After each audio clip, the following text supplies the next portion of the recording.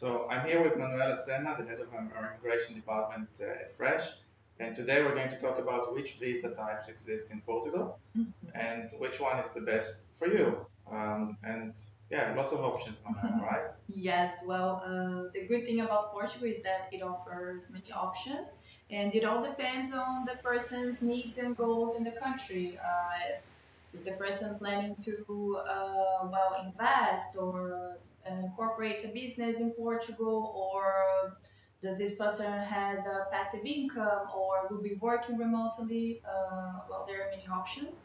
What I can say is that, the most common ones are the D7 for passive income earners, the D8 for remote workers, digital nomads, D3 for highly qualified professionals, for someone that will be working in Portugal or at least has a job offer in Portugal and is a highly qualified professional, and the golden visa that is getting attractive again.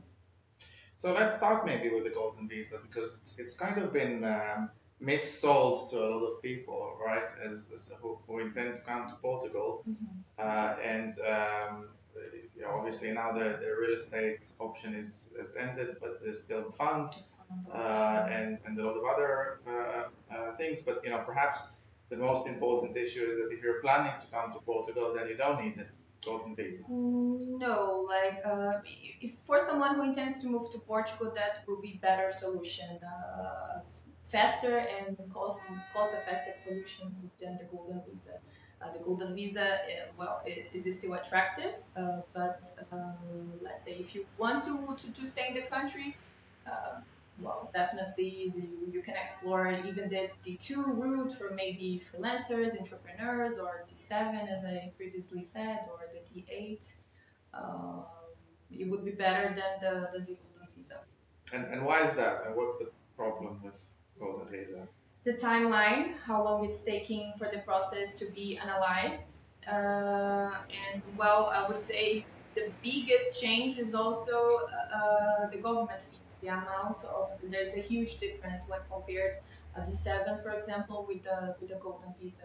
So for a family of three, I would say just in government fees, you would be saving. If you apply for a D7, you will be saving approximately 3,000 euros just in government fees. Just And in the it's application stage. just yes. So it's and the fees are being constantly updated and getting higher and higher every year. So if you have the possibility to stay in Portugal for more than 6 months per year, and if your goal is actually this, to permanently stay in the country, move to Portugal, then go for a D7 or a D8 or other options. There are many options to explore. Yeah, so the golden visa is really a good choice for people who want to come to Portugal maybe at some point, Maybe but not right now, and perhaps are going for a European citizenship. Exactly. I think the golden visa is for someone who wants to have free movement in the Schengen area. They need a European residence permit and they want European citizenship in the future, but they are not ready to commit to stay in a country, in Portugal, more than 6 months per year. They need a certain freedom.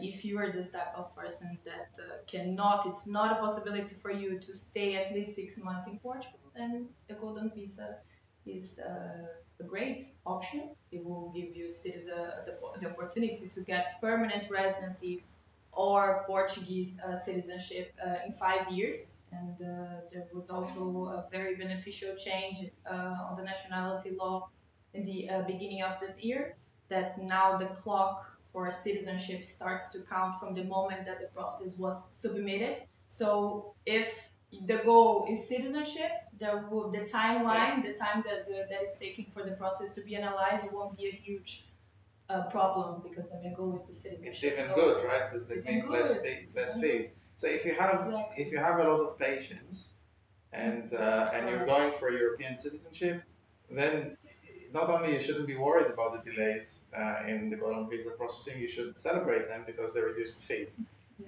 It's a weird way to look at it, but it's really the golden visa today, because it takes so long, because there's so much uncertainty, because it's so expensive. Yes. It's really a route for people who want to go for citizenship or some movement sometime in the future, not now. Correct. Yeah. Okay, and what are the requirements? So, real estate out or kind of out? The bank deposit is still no longer a possibility. I think the most attractive route at the moment is the fund route. The minimum investment amount is 500,000 euros. And well, there are great projects that many options. And I think it's and also in terms of documents and in terms of paperwork that you need to provide to the Portuguese authorities. I think it's more simple when other options like even the real estate, for example. Many people in the past decided to go through the fund route because in terms of paperwork it was more simple, and if less paperwork also means that probably the analysis will be faster. And I think that interestingly, what we're seeing now is that because the real estate route is gone, the new replacement, if you like, to the real estate route is hospitality. Yes. So you don't invest in a home, but you can invest in a hotel unit or something like that, which is a safe investment or relatively safe investment. And the golden visa funds, they're quite good in convincing you that they'll keep your money and not lose it, and make to have some return on it. Yes. With the primary benefit being obviously the citizenship. Exactly. Brilliant. So, okay, people who do want to come to the country, maybe we should say, because again, we see a lot of people getting confused about that Europeans don't need a visa. No, don't need a visa. We just need the basic documents such as NIF number, a Portuguese bank account is recommended, and accommodation. Okay, a permanent address in a long-term accommodation in Portugal. Then they go to the town hall of the city that they have this Portuguese address, and they can request their certificate of residence in Portugal. Okay. If for no European citizens, well, as we said, I think the better options would be the D7 or the D8. Between them two, if you have passive income, I would suggest the D7 because also in terms of documents, it's it's easier. Yeah. Okay, So I have passive income. Okay. You could apply. Amazing. Yeah. Too bad. You don't need. Here. Yeah. Yeah, but you don't need. I don't need. Yeah. Great. So okay. So let's talk about the D7 passive income visa. Well, what does that mean? What's passive income? Well, passive income is, for example, if you have a pension or if you receive dividends or interest or um, you have an investment portfolio and you can prove that you have enough funds to support your life expenses in Portugal, then you can go for this. And how much is enough? The requirement is the equivalent of a minimum salary in Portugal. So at this moment, it's approximately 850 euros per month. Okay. And also, when compared with the D8 for remote workers and digital nomads, the minimum requirement is higher.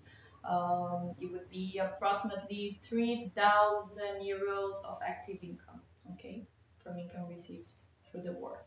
Okay, so D7 about 850 a month. 850. More for dependents, right? Yes, 50% of this amount for the spouse, plus 30% of this amount for each dependent applicant, other dependent applicants, such as children or the parents, for example. So here's something that I think will confuse a lot of people, and maybe they will find surprising. When we say passive income, we talk about passive income in the eyes of the Portuguese law. So, for example, if you have dividends from a company that you own, this can be tricky because during the analysis of the Portuguese authorities, they can also consider this as a remote work that you will be performing in Portugal. So then this can create a confusion with the D7 and the D8. And this actually happened with some people that I know, some of our clients, that they initially wanted to apply for the D7, but then there was this confusion with the type of visa that they were supposed to be applying. So if you're getting distributions from your own LLC, for example, it may work for D7 and it may work for D8. Exactly. It will depend discretionary powers, like it will depend on the officer that will have access to the request, and then it will be their own understanding about the situation. Yeah. So generally true in Portugal, right? For almost any process. It really depends on the specific person picking up the specific request and so on. Okay, so passive income, you get passive income. Maybe different types of income are a bit gray area, but the threshold is low. So if you meet the threshold, great, you can get a D7. Um, how long does it take? You mean the Portuguese, the consulate analysis? The whole processing. The whole process, it can, I would say at least 6 months, around 6 months. And for the visa analysis, it's around, okay, it can be less, it can be more, 60 days. So 60 days plus 4 months? Exactly. Because once the visa is approved, the visa is valid for 120 days, so 4 months. Then during this period, that's when the applicant must come to Portugal. Every applicant, including the dependent family members, they come to Portugal to convert the visa into a residence permit. Okay, so that's when they will attend to an appointment at the immigration office. I know. Okay. And when the first application for a visa takes place, sometimes it's VFS, sometimes e-visa. It depends on the this can change from country to country, but now, for example, in the US, it will be probably VFS, in the UK as well, but it depends. Sometimes it's directly at the Portuguese consulate, sometimes it's through the platform e-visa, that then you start the process online, okay, and sometimes it's through VFS. And come with a lot of patience, right? Yes. And planning, the ideal is to plan in advance and start collecting the initial documents such as NIF number. Then if the applicant has the opportunity to come to Portugal, start looking for properties, start to connecting with the Portuguese bank, to start dealing with also the bank's paperwork. This can also take some time to open a Portuguese bank account. It's been very difficult for non-residents. So yes, the idea is to plan in advance. Brilliant. So D7 we kind of talked about. D8, the second big one, digital nomad, remote work visa.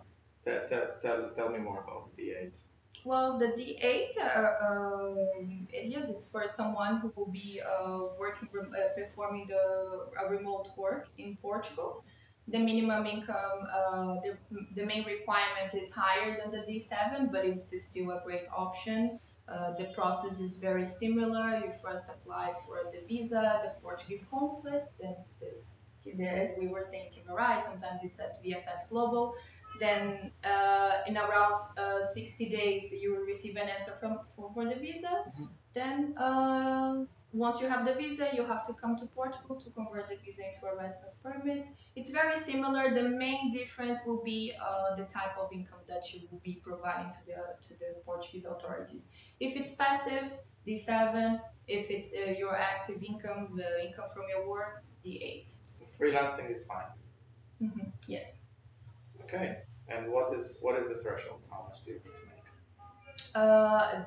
For the D8, approximately now it's the equivalent of 4 minimum salaries in Portugal, so a bit more than 3,000 euros per month. Mm-hmm. Okay, so if you're making money, D8. If you're working, D8. If you have passive income, D7. What if you have both? Then it will depend on as we were saying, like the type of documents that you wish, that you intend to provide to the Portuguese authorities, and their own understanding about each specific case. This is something that should be also discussed in the initial, consultation with your with the legal representative, and to discuss about these things. It depends from case to case. Okay, so apart from the golden visa, the D7, the D8, do you really need the other ones? For example, startup visa, massively hyped by the Portuguese government, but then actually you need a startup to be certified by an entity called YAPME. It takes a long time. Exactly. Well, I think the problem with this route is that there is still a lot of uncertainty, not only from the immigration perspective, but also the tax perspective. You know, also like you have been doing many also webinars about this, right? The new tax benefits. There is a lot of uncertainty, and because it's not clear, if you fulfill the requirements, and for someone that is looking for the startup visa, probably this person will fulfill the requirements for other options. um, why insist in this option with so much unclarity when you can get, you know, like a D7 or a D8 that now it's a route that we know that it's being Easy. efficient and working. So So really, only if you don't meet the requirements, you don't have I would passive say income, you're not making enough money for a DA, then you yes, can do the startup visa. yes, yes, And it works. It's just harder, right? yes, yes. Yeah. And the startup visa requires like an incubator project, and Yes. which I think it's fair to say that here we have good connections with Golden Visa funds and also incubators, so we could kind of divert you to the right route, Yes. whichever visa route you choose. But normally we end up doing D7s, D8s, and Golden Yes, Visas yes, mostly. but regardless of the route, the process will be similar. Yeah. It will start at the Portuguese consulate. The timeline, the time for the analysis by the Portuguese consulate will be around 60 days. Mhm. Okay, then once the visa is granted, the person must come to Portugal. So the procedure doesn't change so much. Okay. Mhm. What about D3 highly qualified?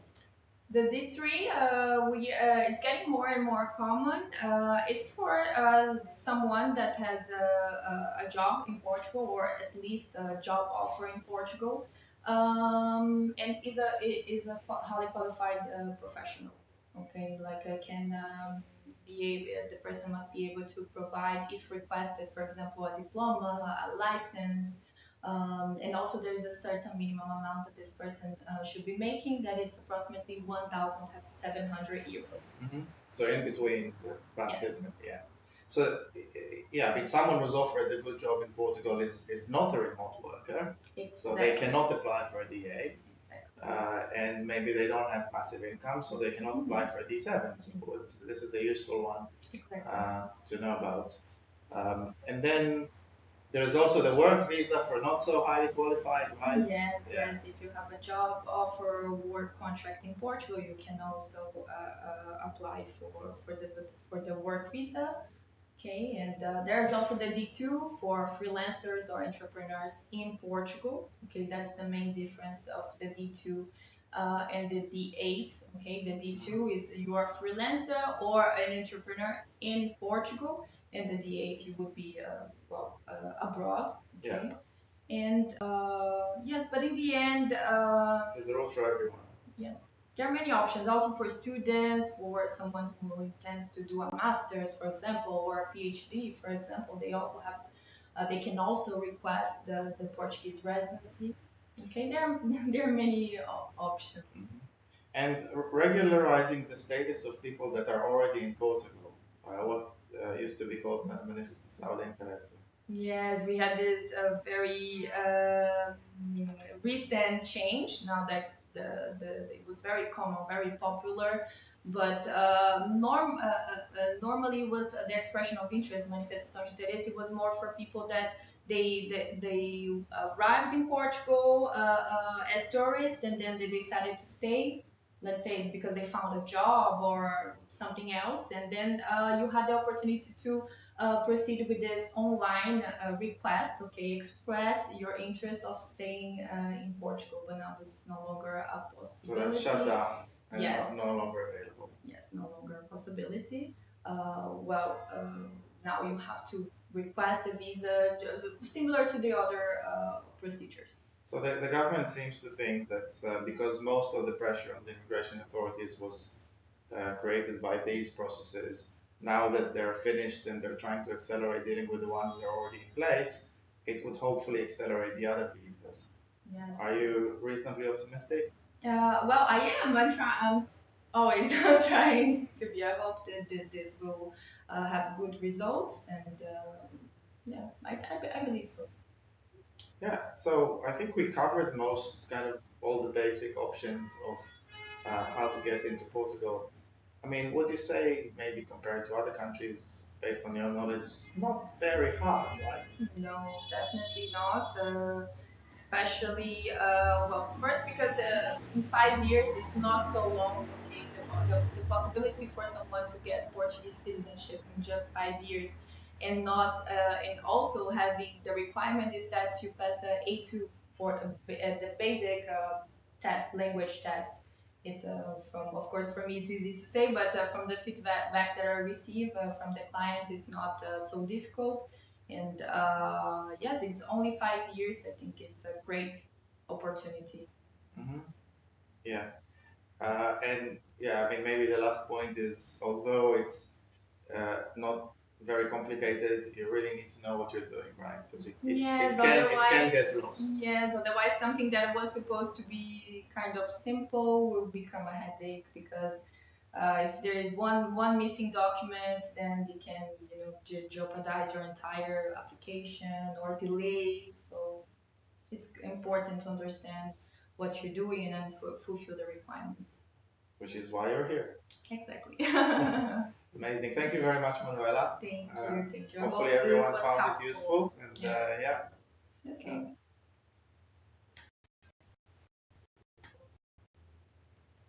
I just hope